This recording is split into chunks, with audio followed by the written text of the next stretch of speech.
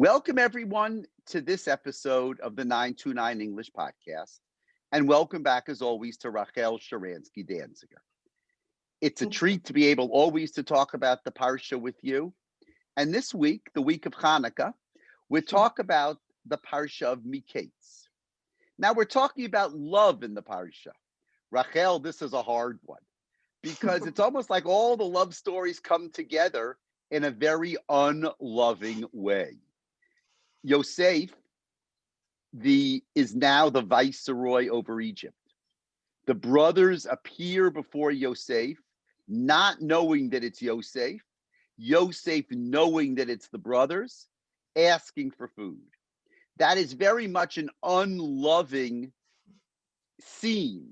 You talked last week about the fact that when you talk about unequals like Adam and Chava, the minute there are unequals, it can't be a loving relationship.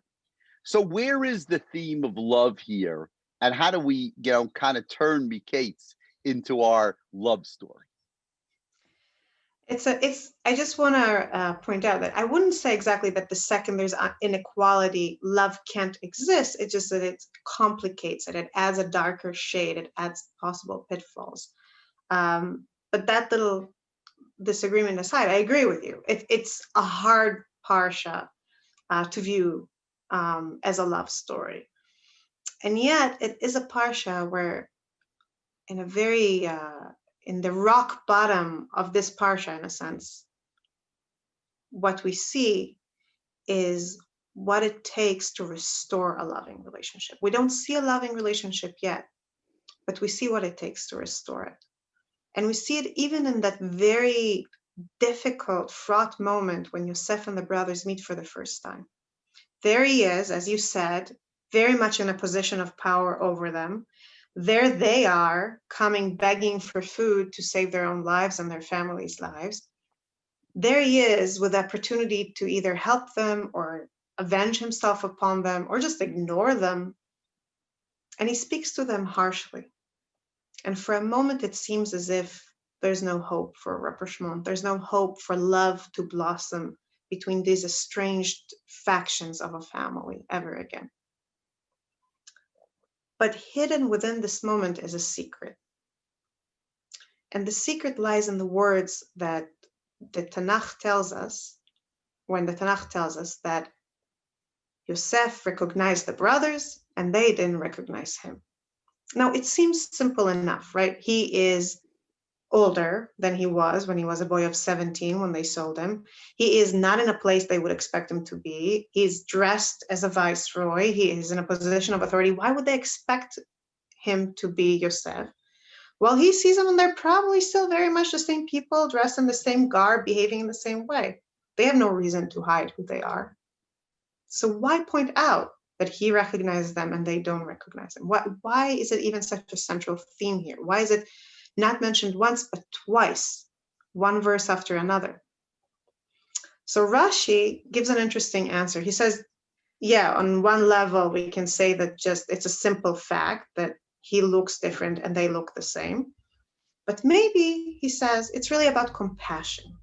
Maybe the disparity that the verse is trying to draw our attention to is not the disparity of recognition, but rather the disparity of compassion. Namely, that when Yosef was in the brothers' power, when he was in the pit, begging them, decided to sell him, they did not feel compassion for him. Whereas here, when he's in a position of power over them, he does feel compassion for them. This is an odd choice. Why would Rashi interpret it in this odd and kind of unnatural way and introduce the concept of compassion here? And I think the answer lies in what we see later. What we see later is that the brothers themselves, when they suffer, when they are in prison, talk among themselves and say, we are suffering because we didn't have compassion for a brother when he cried for help. In other words, they themselves recognize that compassion or its lack is somehow important to their story. And when Yosef hears it, they don't know he understands them, but he hears it, he goes away. He needs to go away. He meets a peck. He's holding himself until he can step aside and cry.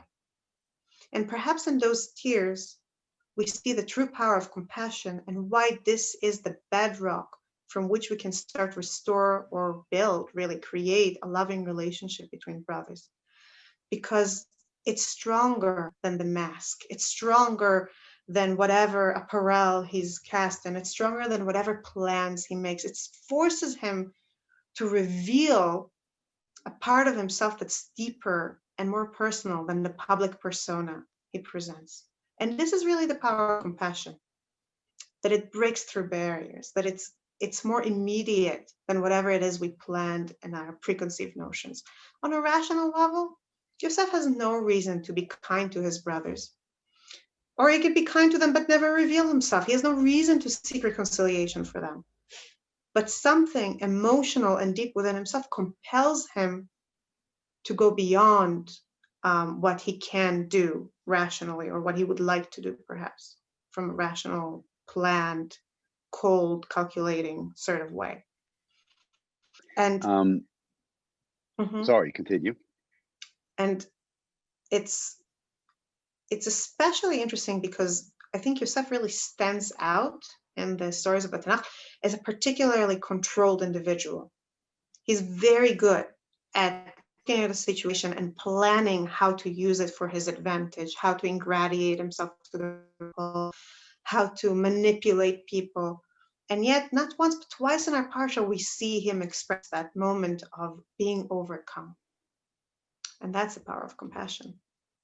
That's a fascinating explanation. It really kind of understands that, a love relationship, and, obviously a love relationship between brothers is different than a love relationship between a father and a son, and between a husband and a wife, or a boyfriend and a girlfriend.